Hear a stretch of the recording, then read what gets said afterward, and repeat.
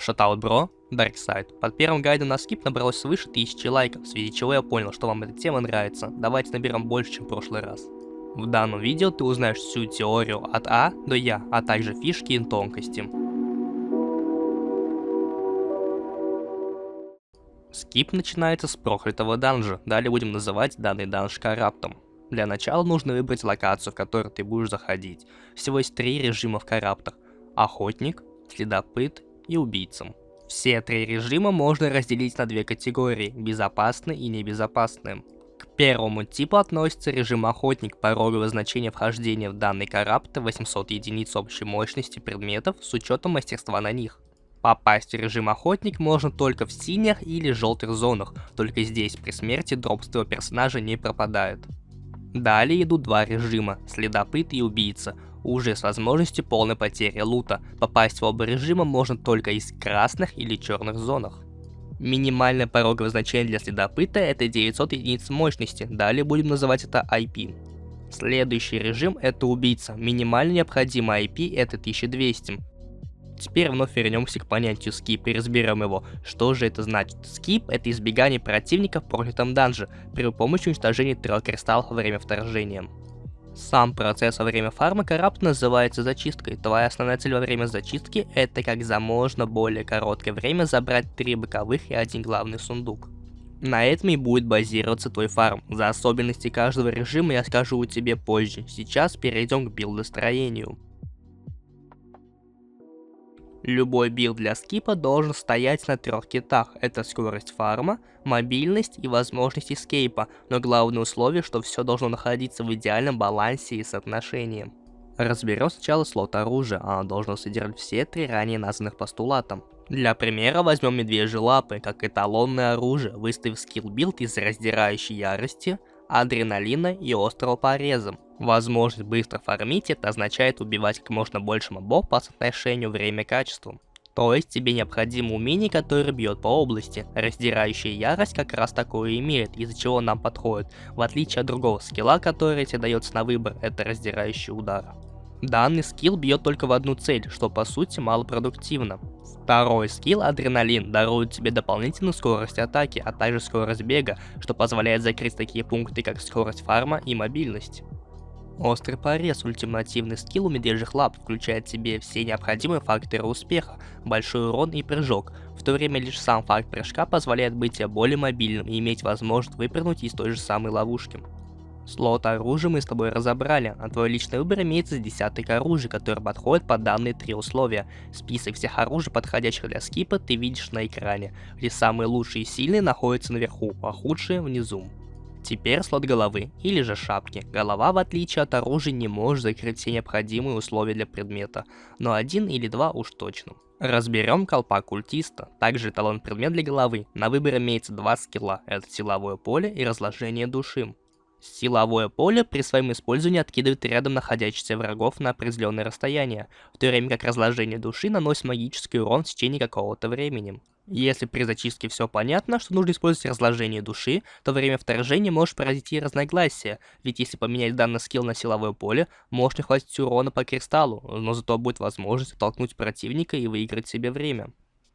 Вот именно из-за этого, что у тебя появляется выбор, данный колпак является лучшим решением для тебя, так же как и колпак чародея.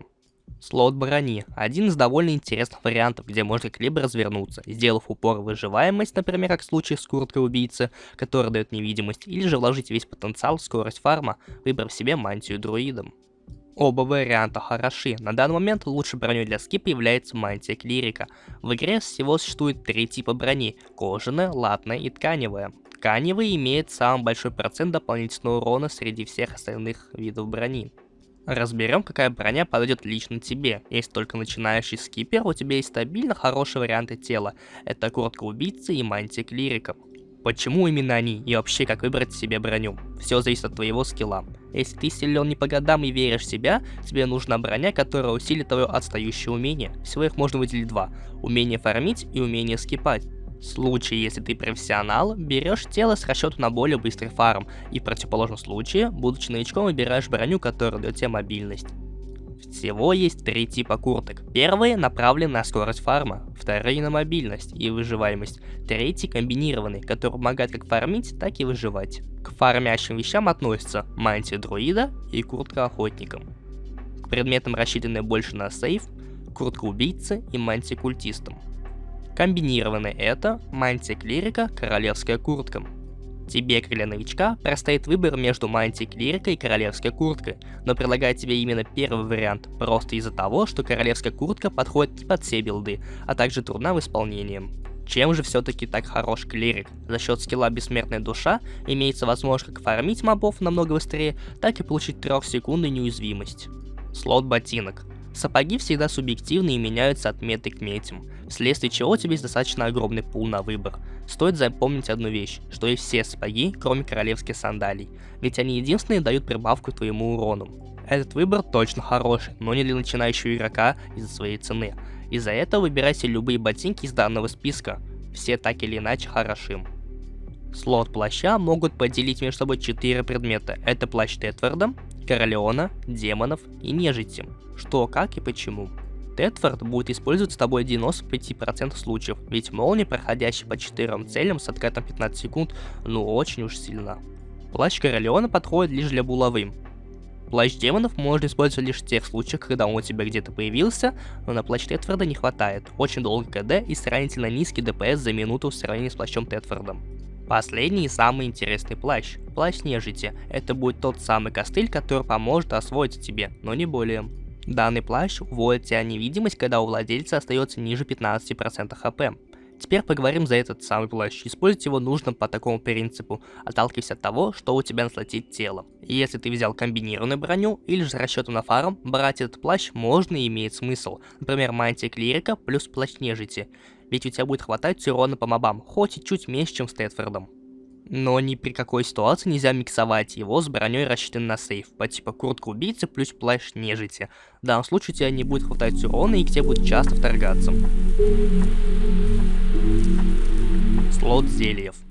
На выбор у тебя имеется 2 зелья, это яд и инвиз. Если с ядом все понятно, тогда с инвизом чуть посложнее. Выбирай яд 4 или 6 тира, 8 тир совершенно не окупается. Какой именно тир тебе необходим, смотри по серебру на кошельке. Если не жалко, тогда 6, если да, 4. Банка с инвизом пригодится тебе лишь с парочкой предметов. С какими именно, разберем чуть позже. Слот еды. Самое главное и необходимое условие для успешного фарма караптов — это реген хп, именно увеличение базовой регенерации. Всего у нас из таких имеется 3 позиции. Капустный суп, суп из черноводных моллюсков и авалонское жаркое. Дешево и сердито, именно так и говорят про капустный суп, просто увеличенный хп реген. Суп из моллюсков чуть интереснее, но нужен в тех билдах, где имеется явная проблема с маной, например, парные мечи или одноручный фрост. Авалонское жаркое — самый лучший выбор, если тебе не жалко отдать 50 тысяч серебра за дополнительные 10% к урону. Слот сумки выбирай сам, но лично я рекомендую начинать их брать 6 тира. Маунт — последний заключающий этап в твоем билде. Всего у тебя есть не так много вариантов. Начнем с самых доступных. Мул. Просто мул, особенно у тебя закончилось все серебро, всяко лучше, чем пешком идти. Лошадь 3 тира, вот именно с ней можно начинать ходить следопыта, чтобы поскипать. Отличное соотношение по цена-качеству. Оседланный вепрь. Выбор крутого и богатого скипера, личный мой выбор для похода в убийцу. Олень. Самый лучший вариант для хорошего захода на полчаса-час. За свою небольшую стоимость может очень много унести. Выбирай, что хочешь, и будем переходить к следующей теме. Механика караптов. Начнем с самых азов. При появлении в данже у тебя появляется полоска, которая необходима для призыва финального босса и перехода в следующий карапт. Также рядом с тобой стоит алтарь. Если его используют, ты подпишешь контракт с дьяволом, и тебе так или иначе придется драться, так что не нажимай на него. Во всех режимах значения для призыва разные, но количество убитых мобов не меняется. В охотнике данное значение равно 100, в следопыте 500, а в убийце 2000. Чтобы набрать сумму, необходимо раз за разом уничтожать мобов, которые дают тебе эти очки. Самое большое количество очков дают боковые боссы. Эти очки в игре называют инфеймом, не стоит их путать со славой. Посмотреть количество инфейма можно, нажав на своем портрете кнопку «Параметры». Данный инфейм теряется при смерти в количестве 10%. Инфейм позволяет получать увеличенный дроп, но распространяется только на количество выпадаемых книг, как продаваемых, так и нет, на руны, души и реликты, а также на предметы роскоши городов. но никак на сами созданные предметы. Какие типы сундуков бывают? Это зеленый, синий, фиолетовый и легендарный, а также два типа – книжный и обычный. Где зеленый это самый обычный сундук, синий необычный, фиолетовый более редкий и легендарный самый крутой и наименее встречающийся. На боковых сундуках может встретиться любой сундук, начиная от обычного зеленого, заканчивая легендарного книжного сундука, в то время как на финальном всегда падает обычный сундук не ниже синего. Режим охотника подойдет для начинающего игрока, который хочет опробовать скип. Если твое значение IP будет свыше 900, то оно будет резаться 10 раз. Например, ты зашел с 1000 IP, а будешь бегать с 820. Этот режим не имеет под собой практического смысла, из-за чего мы переходим к следопытам. Следопыт – режим, где уже по-настоящему можно ощутить боль, страдания и счастье от сочного дропа. Порезка здесь такова: все, что выше 1000 IP, режется в 5 раз. То есть заходишь 1100 IP, а приходишь 1020. Здесь ты проведешь не один десяток часов своего времени, ведь чтобы попасть в убийцу, тебе будет необходимо набить 100 тысяч единиц инфейма. Если ты не любитель PvP, то на одном скипе у тебя это займет порядка 25 часов. Убийца – самый лучший вариант для скипера. Тебя ждут настолько огромные дропы, насколько страшны твои враги. Если твой IP свыше 1300, значит режется в 2 раза. Это значит, зашел ты в 1500, а по итогу у тебя 1400. Теперь разберем ту информацию, про которую почему-то никто не хочет говорить. Это факторы, при которых тебя могут вторгнуться. Всего их 3. Первое. Скорость зачистки. Игрока тебя специально находит, а не кидает рандомного. Из-за этого, чем дольше ты забираешь коррапт, тем больше шансов на вторжение. Второе. Твое количество инфейма. Насколько оно сильно влияет, до сих пор неизвестно, но чем у тебя больше его, тем тяжелее. И последнее, самое важное, твоя мощность предметов. Чем она у тебя больше, тем сильнее и быстрее закинет тебе противника. Из-за этого нужно снижать количество IP. Но каким образом? Самое главное не переборщить, ведь немало игроков, например, в убийце, идут ровно 1200 IP, и имея столько же, тебя к нему и закинет. Из-за этого спустя год скипа я нашел искомые значения, при которых к тебе никто не вторгается. Это 1265 IP в убийце. Когда добиться такого значения, делай повторяй как я. Вся броня у тебя должна быть 1200 IP, в то время как оружие максимального тира, которое ты можешь себе купить. Причем эти 1265 IP должны быть не в открытом мире, а именно в коррапте. После порезки, если тебе не хватает тира или мастер, попытайся сделать больший упор на оружие, ведь именно оно дает тебе урон. Самое лучшее время для фарма корраптов это с 6 утра по 12 часов дня и с 14 по 16 часов по московскому времени. Также в коррапте имеются ловушки как в виде статичных, так и в виде формы мобов. Если со статичными все просто и понятно, то с мобами чуть интереснее. Всего их 4 вида. Первая это жаба, которая выливает замедляющую лаву на пол. Вторая это магмовая жабка, которая также замедляет, но и наносит урон. Третья это жаба с сайленсом по области. И последняя это взрывающаяся во все стороны летучая мышь. Знания о них тебе могут пригодиться, например, самое полезное для тебя при фарме это будет бомба и лава, которые будут наносить урон по мобам, а при самом скипе будут полезны всем.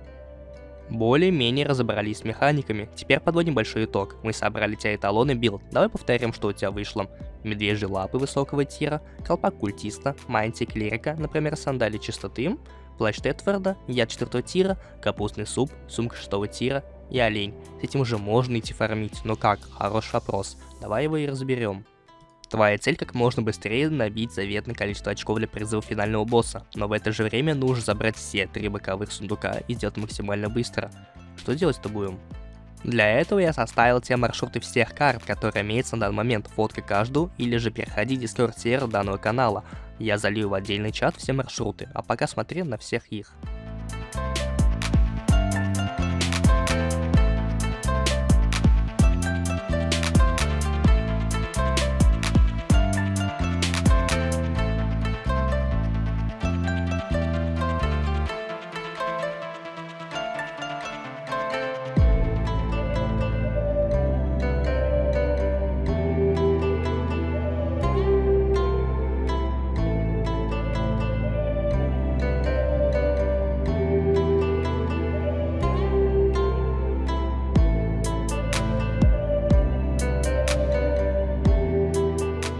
Отлично. Твоя основная цель на данный момент просто придерживаться этих маршрутов, с остальным сможешь разобраться уже сам.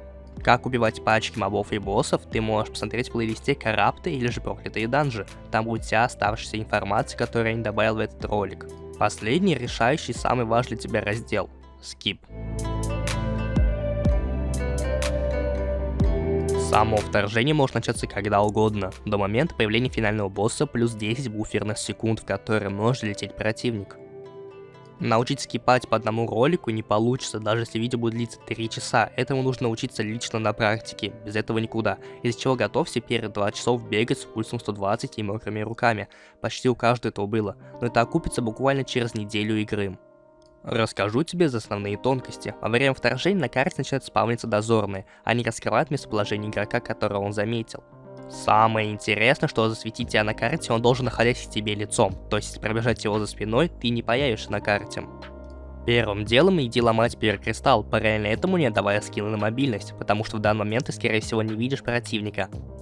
Всего есть 3 типа карт. Первый — это простые карты, где все или почти все кристаллы находятся на перекрестке, то есть имеют 2 входа и выхода. Вторые — это средние, обычно почти все кристаллы будут находиться в коридоре, так как подходов к кристаллу будет лишь один вход и один выход. Третий тип — это сложные. Сложно не из-за того, что подавляющее большинство или же все кристаллы находятся в тупиках, то есть имеют только один вход. Стоит сразу заучить, какая карта сложная, а какая нет, чтобы быть готовым ко вторжению. Исходя из того, какая у тебя карта, стоит рассчитывать свой путь ко второму кристаллу. Если тебе попала сложная карта, то 90% того, что ты труп. Нужно смириться с этим, но идти и пытаться сломать все 3 кристалла. Если ты видишь своего противника на карте, ты можешь дать свои скиллы на мобильность, чтобы перейти уже ко второму кристаллу.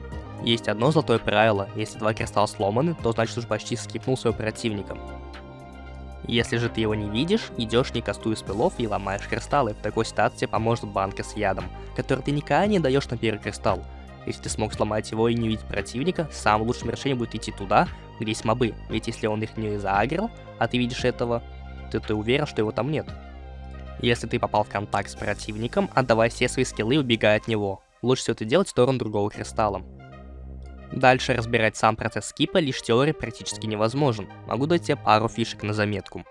Есть одна интересная комбинация в виде сапогов солдата и банки на инвиз. Кастуешь сапоги, пьешь банку и можешь убежать куда угодно, и противник тебя не заметит на карте.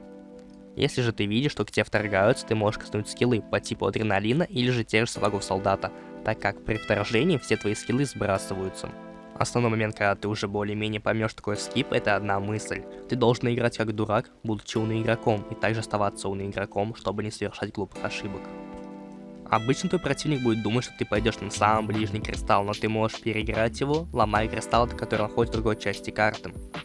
На этом информативная часть ролика подходит к концу. Если же ты здесь остался, не забудь поставить лайк, подписаться на канал и оставить свой отзыв по гайду, вдруг кому-то пригодится, или же добавить свою фишку. Не забывай про Discord сервер в описании и в связи с включением монетизации на YouTube, если у тебя имеется свое желание и возможность тратить мне любую сумму в качестве поддержки, ссылка на Donation Alert находится в описании. Ну а пока ты можешь посмотреть видео, которое появилось в правой части экрана. Спасибо большое за просмотр, удачи!